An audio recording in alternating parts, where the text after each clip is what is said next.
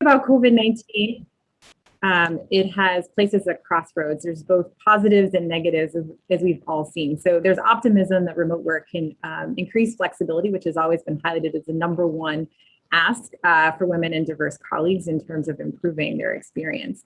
On the flip side, as we've all seen the headlines, we have the data shows that 1 in 4 women are considering leaving the workforce or scaling back their career. Over 2 million women may leave the workforce through this pandemic, and we may have erased all the progress we've made very painstakingly over the last 6 years. So we look at COVID-19, just a little bit of a look back, the groups that women are disproportionately impacted, as we've all seen through the headlines and experienced yourselves. 3 groups we found face distinct challenges, not surprisingly. So mothers of young children, senior women, and this means senior in an organizational sense in terms of executives, and then Black women. We'll briefly talk about the impacts to mothers.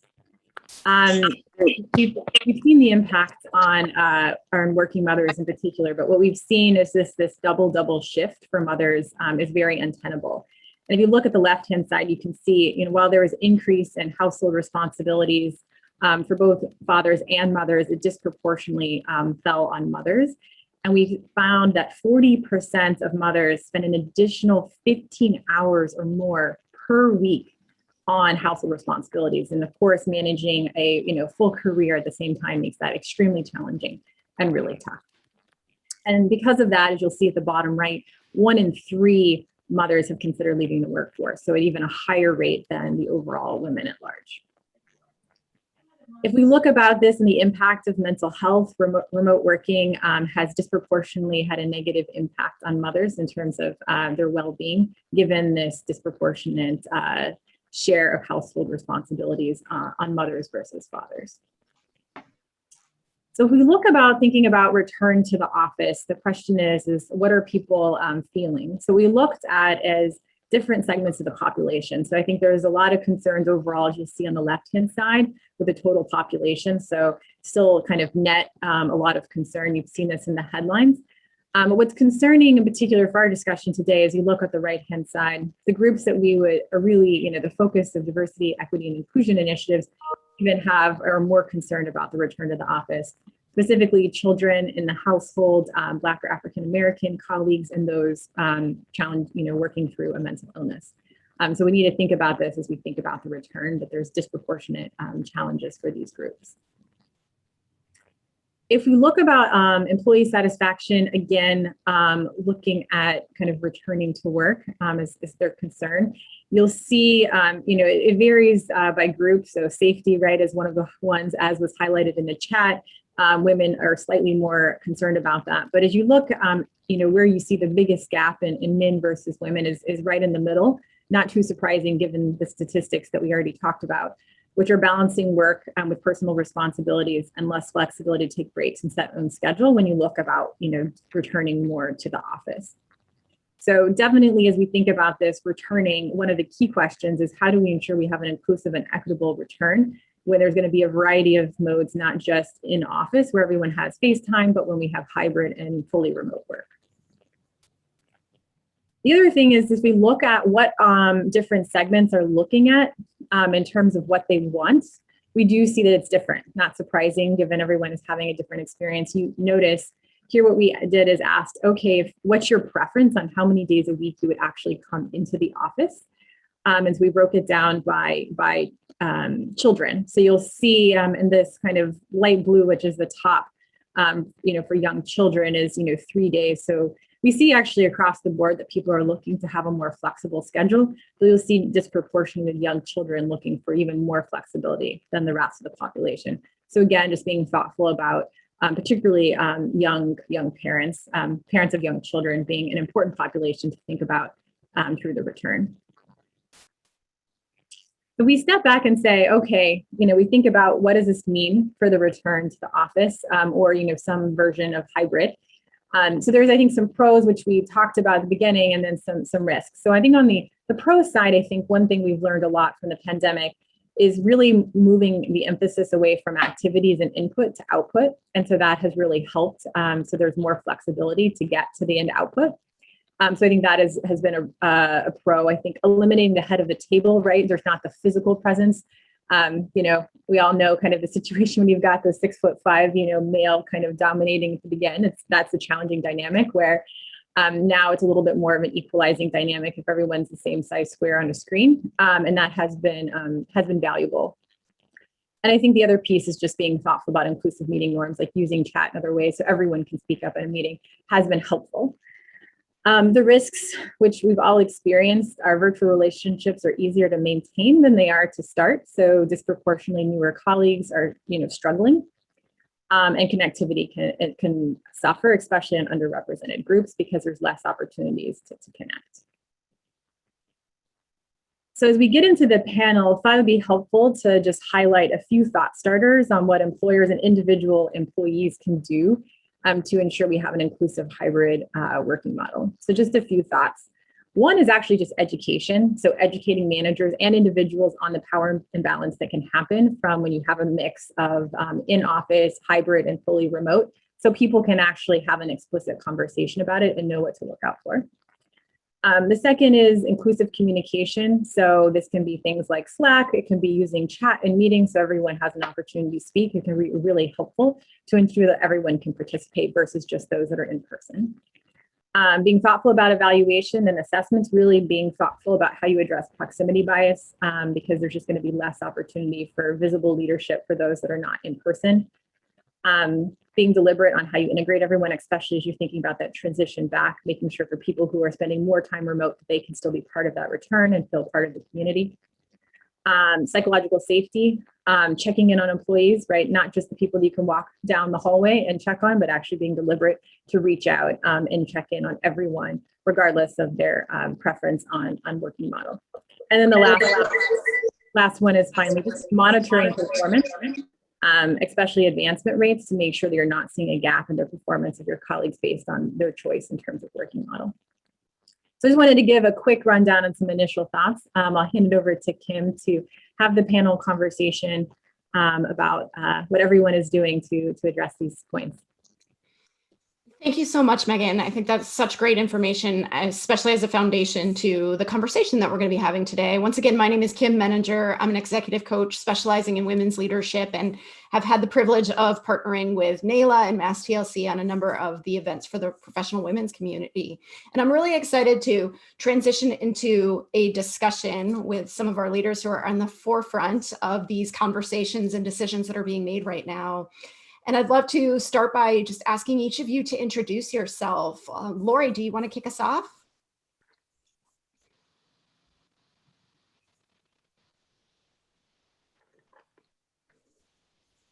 Sorry, struggling with the mute button to this day.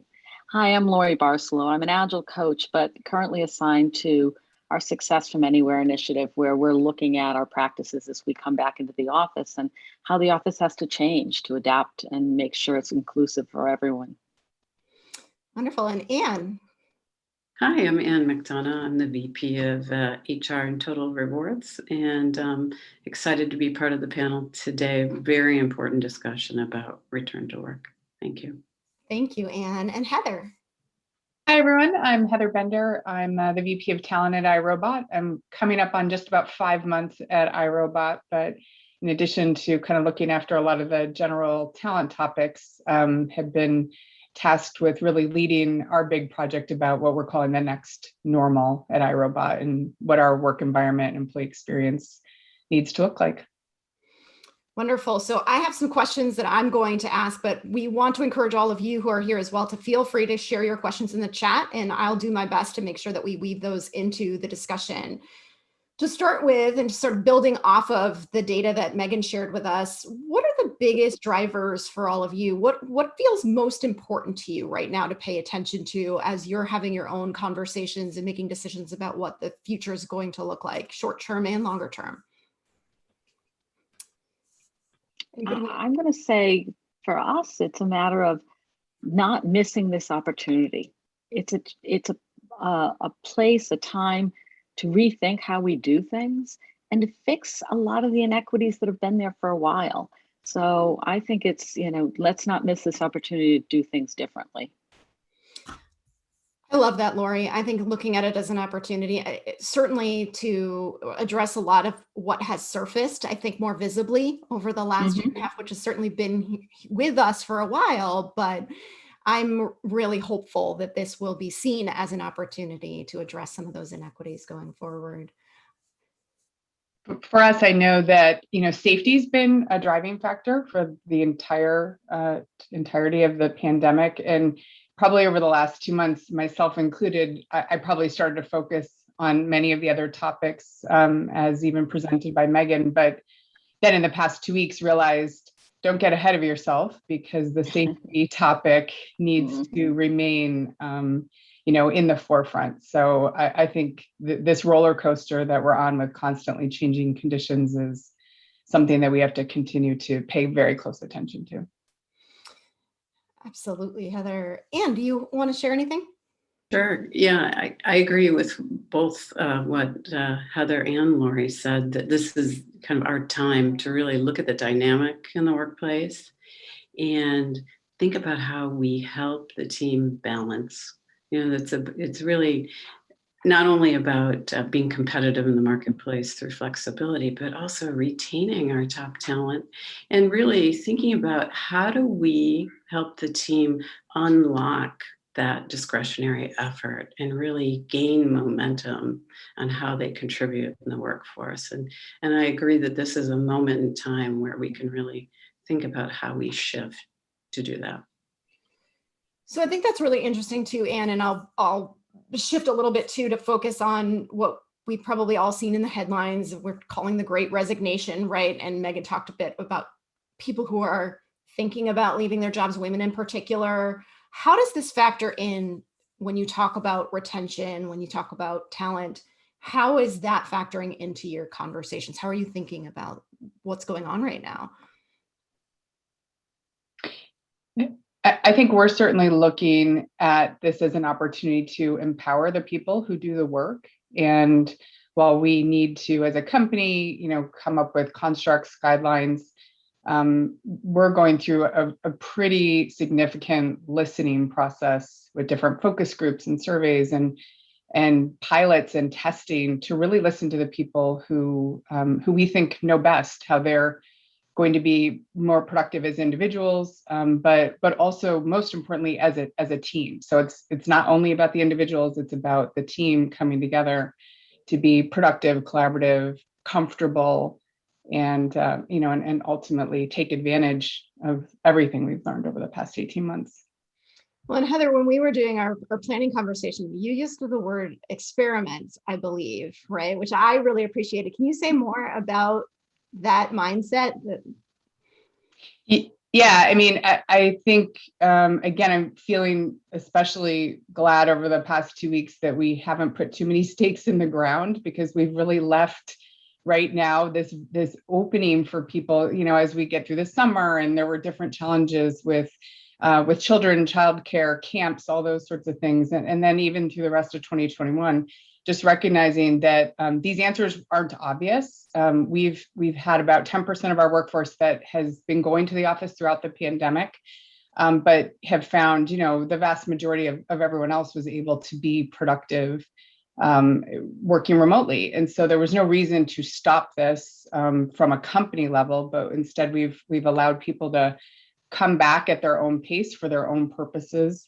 And then through a lot of our listening work, we're just experimenting with new technologies, new ways of networking, recognizing the purpose of the office is different. And as we get into the rest of 2021, we'll be looking at reconfigurations of space, depending on different, groups and their needs, their habits in the office, those sorts of things.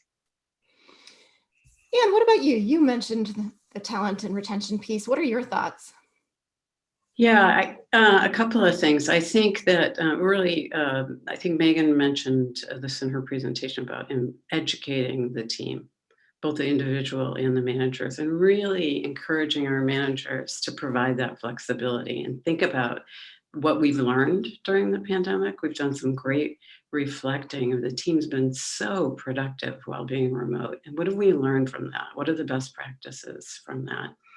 and trying to bring some balance as we come back into the workforce, knowing that we're going to be in a hybrid environment, 2 to 3 days in the office and 2 to 3 days at home, and offering that flexibility to our team and how important that is to team members, encouraging managers to have individual discussions to see what works for each individual to help them be more productive on the team. And Heather's right, it's about the team and about the individual and striking that right balance. But it's not only just what day of the week you come in, but it might be what time you're working. Some people want to put their kids on the bus and or meet their kids at the bus, so they have other obligations during the day. So really thinking about how do we offer flexibility, create that mindset, and also use it as a competitive advantage as we're recruiting in the marketplace. Yeah, thank you. Lori. And I see, again, this is an opportunity. One of the things that has shifted is the balance of power between the managers and the employees, and to a good way. I think managers now know to retain talent, they have to be listening, and they have to structure something that works for everyone. Doesn't mean people can work 2 days a week, but there is a focus, as the research shows, on getting the work done. What is it that's important? What are we trying to achieve? And how can we do this while everyone still maintains sort of their work-life balance? And I think we used that term in the past and really didn't live up to it. I think now there's a little bit more chance for balance. Yeah, and it's interesting because, going back to what Heather was describing as an experiment and what we've been talking about in terms of listening, right? We've certainly seen some leaders, some organizations come out taking a firm stance on we want everybody back in the office, or, just putting some pretty definitive stakes in the ground at a time when there's still a lot of uncertainty. I'm curious, and maybe Megan, you have some insights on this too. Is there anything that we're learning about what not to do? Are there Yeah, no, I would say there's sort of three things. One, which we already talked about, which is like not listening, right? And making sure that people feel included in the discussion. I think that's absolutely number one. So I think coming out, you seeing the visceral reaction in several companies, right, that have sort of come out and not really engaged the workforce. So I would say that's one. I think two is also lead time, right? So I think that's the other place where you're seeing a little bit of a backlash is employers that are not giving people enough planning time, especially for caregivers, to be able to plan appropriately to ensure that they have the ability to then be prepared.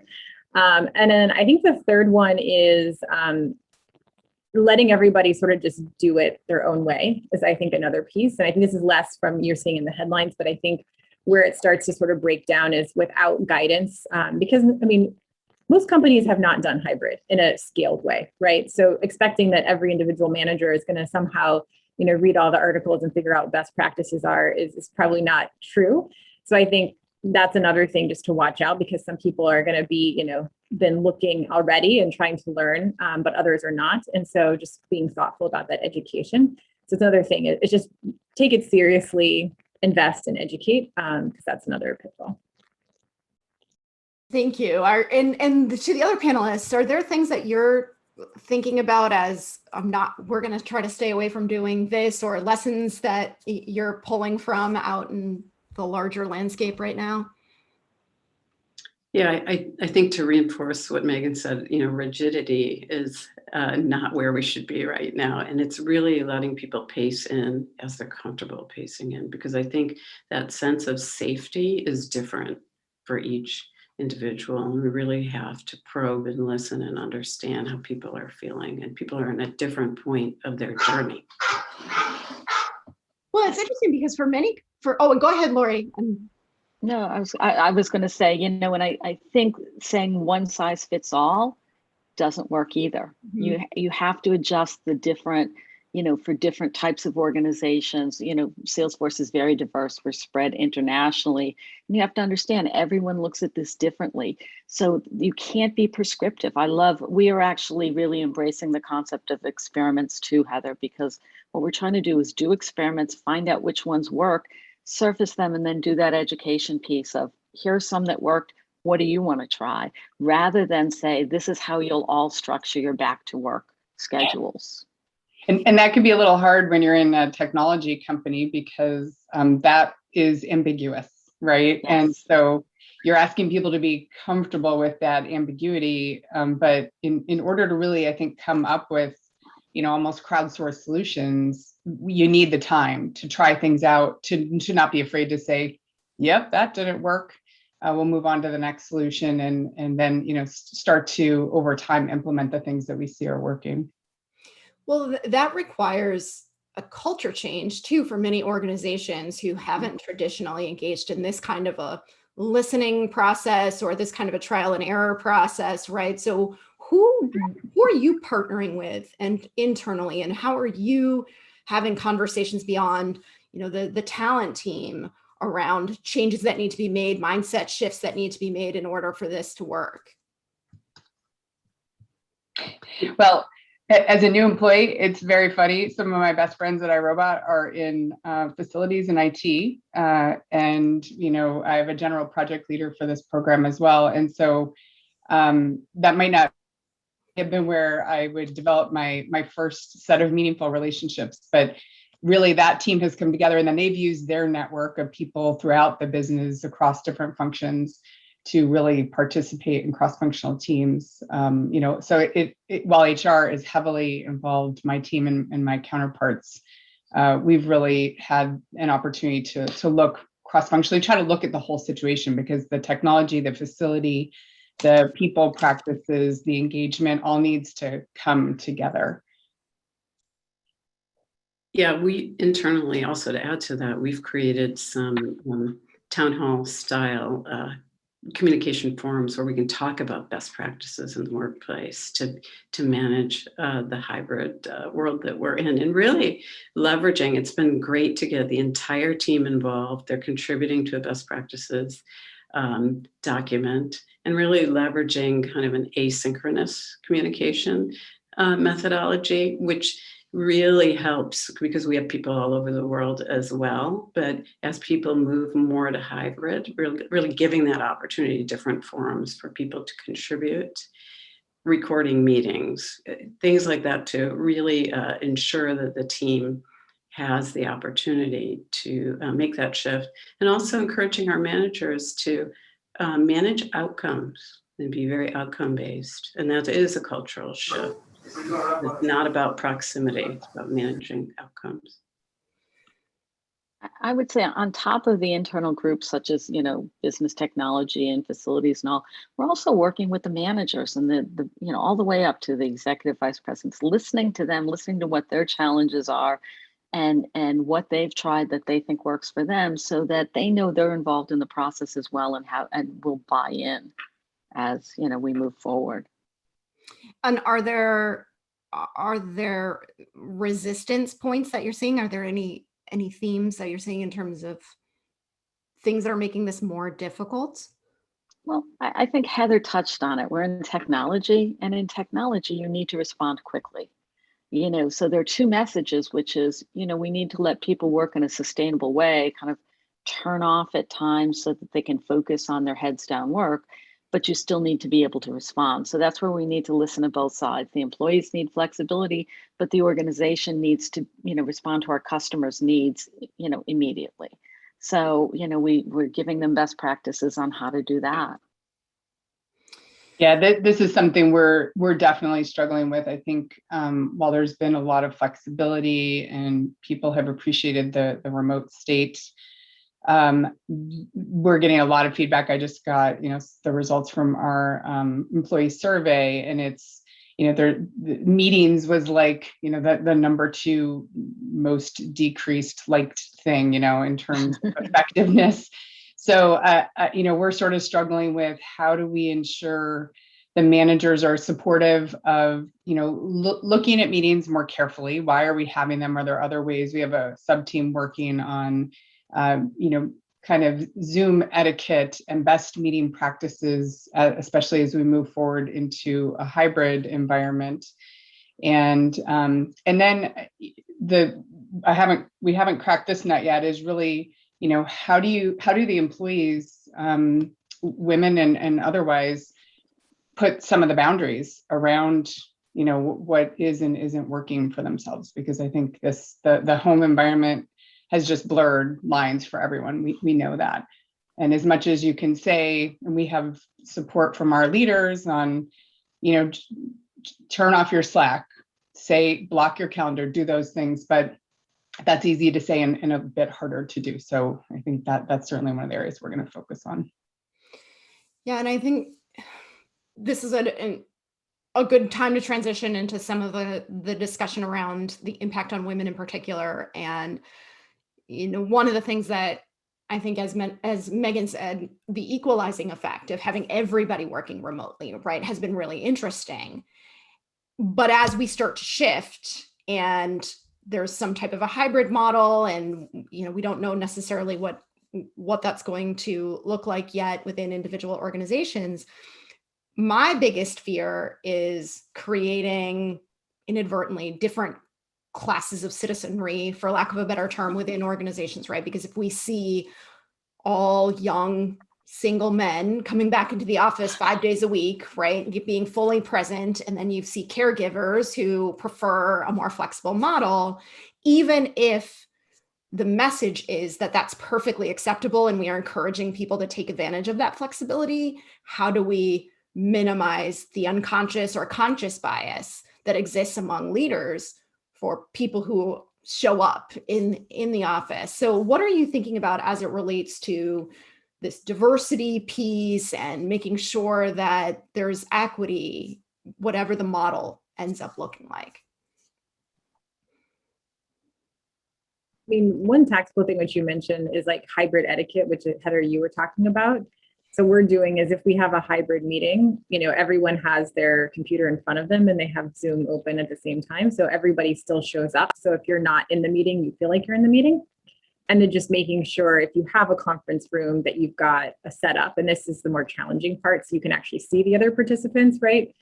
So at least they can see you, but also making sure you can see them is a big thing. But once that becomes a norm, it helps a lot. I think that's one thing that we're doing is just in enforcing and just making that that's the way that we operate. So thinking about all of those types of things are really important. I think, Kim, you mentioned, oh, sorry, Lori. No, go ahead. You mentioned, the role of leaders and managers. And, I think we are really going to need to do a lot of work where there are mindsets that, as one of you said, Megan's research, right, recency bias. And how do you ensure that, you have to be very deliberate, working double time to give people exposure. If they are less in the office, we still had a pretty high percentage of everyone that wants to only work in the office 1 or 2 days a week. So I'm not seeing, large masses of people who want to be there every day, but I still think there will be a mindset shift for some managers who haven't thought this way and haven't operated this way. So I see just having to really look at it from a systemic perspective and make sure we're measuring those outcomes, like Ann said. And shift the mindset that it's not about being in the office physically present, but about what those outcomes are and things like that. Yeah, I totally agree with that. And I think, as people move to hybrid, when they are in the office, they can really think about being more intentional about planning their days in the office, meeting with key stakeholders regularly. So you get that face time, that one-on-one time, so that you don't allow that, you don't have that pass you by. So I think it does take more planning, but there's some good best practices out there to be a little more strategic and intentional about your on-site time. That's a great point, Ann. And I think we're trying to use this time before we get to a lot of hybrid work to teach people to have the conversations on their teams on a regular basis. Every time something changes significantly, what should the new schedule be? How are we divvying up work? Megan, I love the suggestion that we measure how people are, we measure people's performance, those that are in the office, how do we view performance vis-a-vis how often they're in the office? And then teaching managers on how to ask the questions. What would you like to be involved in? What do you think you can commit to in terms of getting outcomes out, not being in the office? Well, and one of the things we talked about previously too is the modeling, right? So if all of the senior executives are in the office 5 days a week, what kind of a message does that send to the team, right? So are there conversations, do you anticipate encouraging the senior leadership to model these kinds of behaviors so that everybody knows that it's okay to work remotely? Yeah, I see a lot of senior leaders already committing to only being in the office part-time because they understand it will set the tone. But, I think suggesting that they're in the office in a predictable way so people can meet with them regularly and setting up, skip levels and things in the office on a regular basis is probably a good practice that we'll recommend. We're still not there yet with our hybrid practices.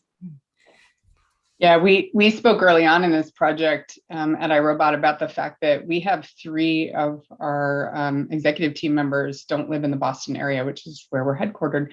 And so we should be quite mindful of the fact that they're working remotely. And, when travel becomes necessary and more, people want to do it, they'll come here for the right periods of time on the right schedule. But we did not want to set a precedent where, the executive team can do one thing and then we expect something completely different from everyone else. So by nature, they need to role model because a good portion of them aren't in this area. But then the ones that are, I think we've heightened awareness of, you do need to be careful about not being there all the time, because as much as you might tell everyone, this is my work style, this was what works for me. And I think we have to allow for that a little bit. There are unique, some people don't like to be at home or don't have the right space. But they do have to recognize that their choices, I think, carry more weight. Absolutely, I can echo both what Lori and Heather said, that we've encouraged the executive team and our leadership team in general to work in the hybrid model. They're actually excited to do so, so there wasn't a lot of resistance to that. And important gender-wise, all genders, so that it is a gender-neutral approach, so it doesn't feel like all the male, for example, are in the office and a lot of women are at home. We're really making sure that does not become a thing. So there is some kind of monitoring and adjusting that we anticipate, just to ensure that our intentions are actually coming to fruition. And there's some great comments in the chat. I really appreciate everybody sharing your perspectives on this. And I'm noticing a lot of feeling-based comments, right? There's some guilt out there. There's some fear out there. I'm curious, just recognizing that as women, and I'm generalizing here, but we tend to feel guilty, right? We're not working enough. We're not doing what we're supposed to be doing in every aspect of our lives, or self-doubt. And so as we're thinking about navigating some of these conversations, do you have advice for women on how to have candid discussions with managers about balancing some of the needs right now and really addressing their concerns and getting what they need? I can say one thing. I think one thing is, again, focusing on outputs, but I've also found the framing as when I'm at my best when, and then you say something. So it's a very positive framing, which is I'm at my best when, I can spend this quality time doing X, Y, Z or whatever. And so I think that framing tends to work, but then focus on output, right? Of course, versus the input. I think it can be helpful. And then asking, of course, probing questions on what they really need and what their concerns on, so that you can address them. Because sometimes it may just, they want updates and you're like, well, great, I can send you, 3 bullet points at the end of the day, and tell you what I did. And that may be sufficient. And so maybe solutions that they haven't thought about. And so just really trying to understand what their concerns are. Because it may be they're solving for an update to their boss and you just need to make sure they have what they need. But they may not have actually figured out that's what they needed until you kind of unearth it. Yeah, and I'm a big fan of asking those questions directly, because I think we spend a lot of time trying to read other people's minds and worrying about whether we're doing that accurately. And so I think it's a great opportunity to have that conversation very candidly. Right. And Anybody I else? think another way to frame it is even in priorities. What are your priorities for the next quarter? How can I help you reach those goals? And then say, in order to do that, I'm going to need to maybe drop this other project because it does not look like on your list of top priorities. I think the problem women often have is they don't feel comfortable saying no. They don't feel comfortable saying, if you start with the priorities and then address what you can do, where this fits into their overall thinking, and say, why don't we drop this one? It's not as important. I don't think it, I don't want it to distract me from the top two you've asked me to do. That's such an important point, Lori. That's one of the things I see most often is there's a fear of looking like I'm not capable or not competent if I have to set some type of boundary or if I have to reprioritize my workload. And so just being very forthright about bandwidth, right? And having that conversation about what's got to give if I'm going to be taking on more. Yeah. I love all those suggestions. And I think combined with, though, an environment where you as a woman feel like you can share your concerns and be upfront is equally important. So it still goes back to some of those resources and training for managers, just in terms of how do you open up those conversations and build the trust so that your employees feel comfortable and that they have empathy, I think, for the different challenges different groups may have, women being one of them.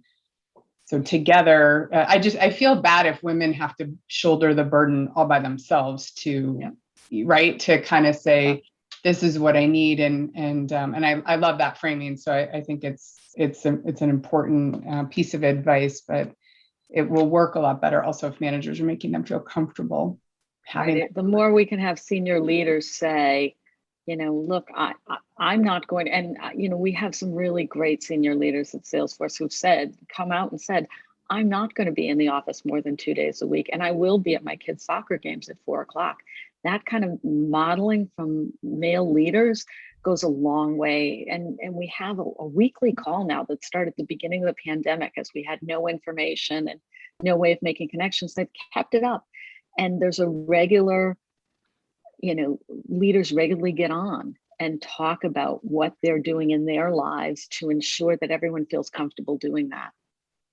Wow.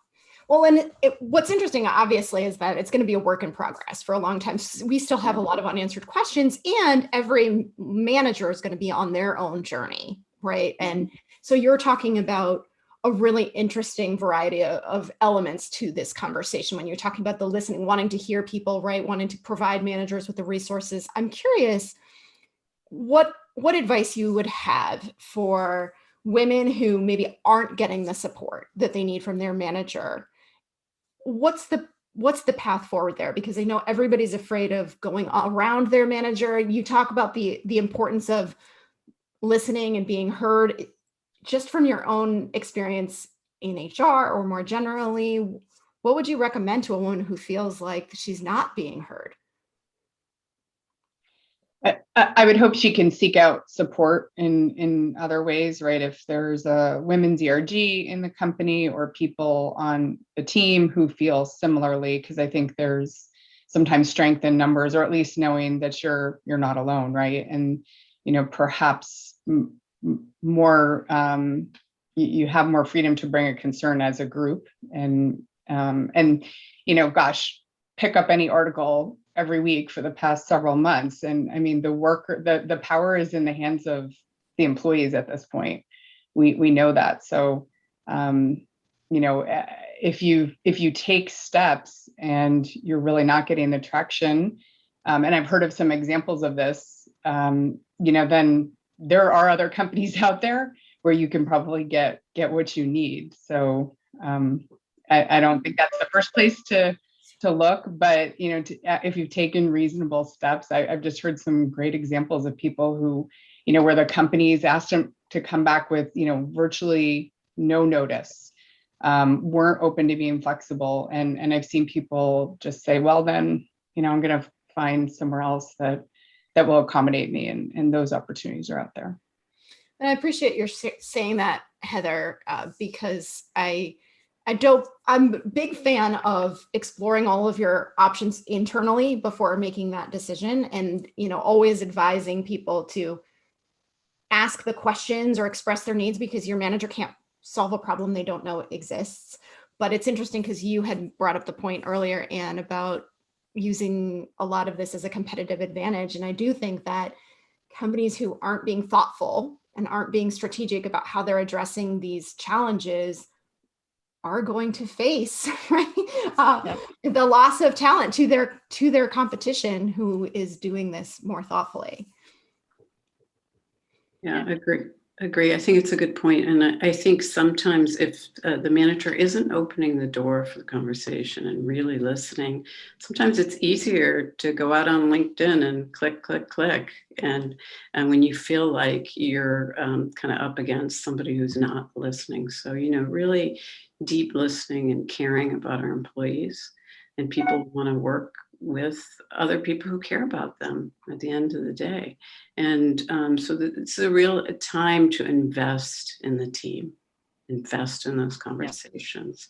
A lot of the managers have dovetailed this into career conversations with team members to really, this is the time to lean into your talent and really reassure them of the flexibility that we can provide, and also how their career is progressing within the organization. So this is it is an inflection point. Megan, there's a question for you here in the chat about, I'm curious what Megan is doing as a partner, what she and her partners decided to do, how she sets an example. Yeah, sure. The only other thing I would just say before that is just from an individual perspective, I think you can also just get involved and see what's going on, get involved, right? There's always desire to get input. So get involved and then role play the conversation with your manager, because these can be very intimidating. So find a friend and just role play it and then see how they respond and then tweak, because I think they can be intimidating, but I always find role playing for tough conversations is always good. Yeah, so I mean, consulting is obviously extremely challenging, right? We travel a lot. So we had probably one of the biggest shifts from how we operate perspective, where we typically kind of operate 4 days a week gone. And we went to a screeching halt a year and a half ago. We probably had about 5 to 10% that had to go on site for a variety of reasons during the pandemic, but we've been pretty much grounded. So we're doing the pilot thing as well. So the summer is for our pilot. We're looking kind of going into Labor Day, but obviously pending the Delta variant and all the surges that are happening, which we're all keeping watch with a close eye. What we're trying to do in terms of, we talked about who is sort of helping set this. We actually got our very senior leaders. We have a task force that are looking at this. So while there's HR kind of component, it's actually very much led by leaders that are living it. So it's their teams to come up and think about what are the archetypes that they think could work. And the way we're approaching it is archetypes, because they understand they want some structure, but also flexibility, but just to help people ground them in a vocabulary.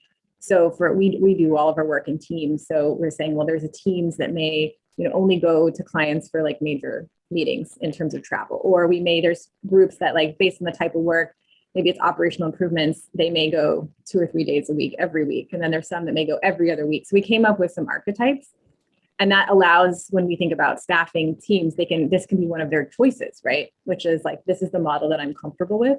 But having a vocabulary to have that conversation is something that we're trying to do. And there's, of course, every permutation, but that's what we're trying to look and pilot and get feedback over the summer on these different models and what seems to work with which type of projects. But it's definitely an evolution, and we're getting feedback all the time, as we talked about before. What have I not asked you? What else is on your mind right now as you're navigating the uncertainty and complexity that lies ahead of us? One thing that struck me yesterday, I was doing an employee focus group, and so we talk a lot about the managers, and then it struck me that there is going to also be a dynamic between employees. I could tell there are some employees that really believe everyone should be back in the office, and that's the best work environment. And I see, by the way, someone here noted, be empathetic to those that have already been in the office, which I think is another dynamic, right? They've been in the office Yeah. the whole 18 months, and then all of a sudden people are coming in without masks and disrupting maybe what had been going as smoothly as it could have gone. So I think that's a whole other element. But so these different employee groups with different needs, and even within a team, is there going to be resentment from one group who thinks everyone should be in the office? And so it's not only changing the mindset sometimes of the managers, but perhaps the employees that are on the team as well, and really engaging both to come up with the right way of operating as a team. Yeah, we're working on that a lot now. There's a concept I'm an agile coach in my trade, and there's a concept of team agreements. Teams are self-managing, so how do you manage yourself? And we're trying to get everyone to get theirs up to date and get into a rhythm of regularly using them and updating them, so that when the hybrid world comes, which I think is going to be much more difficult than sort of the level playing field of everyone working distributively, that they know it's not a big deal. We just have to talk about what's changed now, and be comfortable with having those conversations of, I really can't be in the office earlier than 10 o'clock on Tuesdays and Thursdays. Mm-hmm. Yeah, we're going through exactly the same exercise right now. Is that we provided a framework or a vocabulary around the hybrid model. And then now the teams are forming norms, right? Because what one team member does, of course, affects the other team members. And so they have each other's back. And we talk about how we have each other's back so that we can all have flexibility and we can all contribute to that. And we're actually encouraging those that maybe don't have young children at home. What flexibility do they need? What's important to them? It's so that it's a give and take. So it feels more equitable, that everybody can take advantage and leverage the flexible environment. I think that's so important too, because as long as it feels like a women's issue, right, it has a very different feel to it than if it's perceived as a human issue, right? That it's not just working moms who want flexibility. It's right. It's everybody. And as long as we're not stigmatizing that, everybody will appreciate and take advantage of it. Don't you think? I mean, I've read a lot, and I've talked to a lot of individual men who didn't realize what they were missing out on. And I'm curious to see if that like, I'm not giving up being home with my kids when they have something important going on. I wonder if that's going to continue. I've certainly heard that anecdotally, for sure. People who it's very hard, even though most companies probably would not have made this choice voluntarily, it's very hard to take something away that you've given, right? And I do think a lot of men have seen the benefits of not having to commute, of being available for their children's activities, or just spending time outside of the office. And that's hard to change once you've tasted that, right? Right. It's hard to get it back. Yeah. I mean, one of the things I've heard a lot about is exercise. I feel like my exercise regime is much easier and more consistent. Yeah, and not commuting, right? Because I think it became very clear about the ROI on your time, and you can fit in exercise and all kinds of other things. Whether you're a parent or not, there's other things in life to enjoy that if you can not be in a car for 2.5 hours a day, you just get a lot more of that balance back that Anne talked about at the beginning. And it's interesting, it happened at a time where, I don't know, I'm sure any of you who commuted, it felt like the commute was getting exponential. I stopped commuting into Boston because it took too long. Then I was commuting into the Bedford area, and that went from 45 minutes to regularly an hour and 15. Well, it's interesting you say that too, Lori, because I know, we talked about diversity, but sustainability and the environment and climate change and all of these other factors are definitely influencing people's perspectives on their choices as well. And I'm curious if that's factored into your conversations. It has, but it's a good point. We have definitely talked about it because we fly a lot. So, I mean, obviously from an impact on the environment, right, I would say massive change. And so how do we have this sustainable, and the way we're calling it is purposeful travel. That's how we're using it, and sort of having some questions that you need to ask before you do it. It's not just a given. It's like, why are we doing it? Are we setting it up for success? Just like setting up meetings, right? Are we being deliberate that if we're making this trip, that it's going to really make a difference versus just doing out of habit? But yeah, absolutely, the sustainability and the impact of the environment. I mean, we've all seen the stories, right, of animals coming out of nowhere. I mean, just the quality of the sky is better. I mean, it's really impressive. Just makes us stop and think about just how big of an impact we have on the environment. I think deliberate is the word. It really covers so many things, like be deliberate about your travel, use your time efficiently, be deliberate about why you want to come to the office. What we did a survey about this topic in particular, and most people said, I want to still come 1 to 2 days a week, and when I come, it's going to be because I want to see people, I want to collaborate.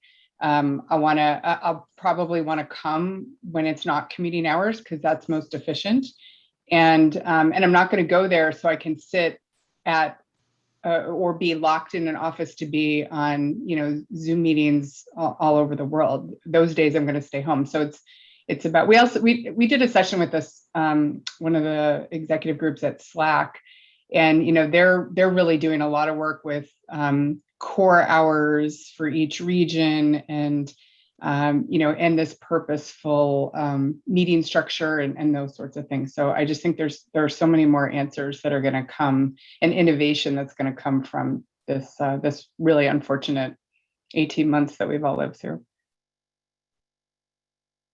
And I think the thing that about sustainability, I mean, we're very cognizant of sustainability and the advantage of people working at home.